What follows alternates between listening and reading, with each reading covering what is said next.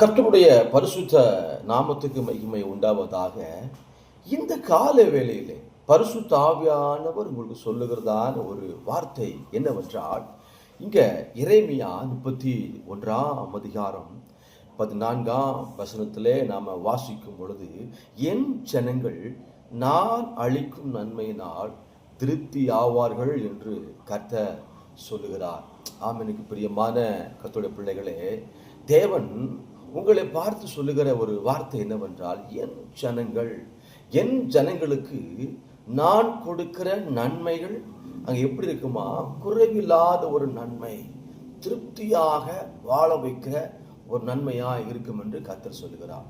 கர்த்தர் உங்களை யாவரையும் ஆசீர்வதிப்பாராக. என் கண்பான கர்த்தருடைய பிள்ளைகளே, நம்முடைய தேவன் சர்வவல்லமையுள்ள தேவன். நம்முடைய தேவன் வாக்குமாறா தேவன்.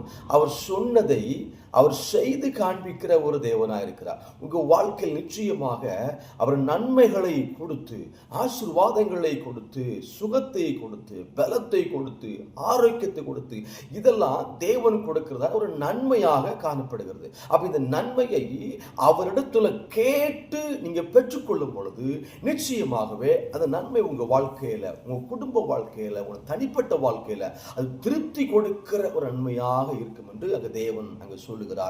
எனக்கு பிரியமான கர்த்தருடைய பிள்ளைகளே, கூப்பிடுகிற காக்கை குஞ்சுகளுக்கு என் தேவன் நன்மைகளை கொடுப்பாரானால், அவருடைய சாயலில் இருக்கிற நமக்கும் அவர் என்ன செய்வாராம், நன்மைகளை திருப்தியாக கொடுக்கிற ஒரு தகப்பனா இருக்கிறார். இந்த வார்த்தைப்படி கர்த்தர் யாவரையும் உங்களை ஆசீர்வதிப்பாராக.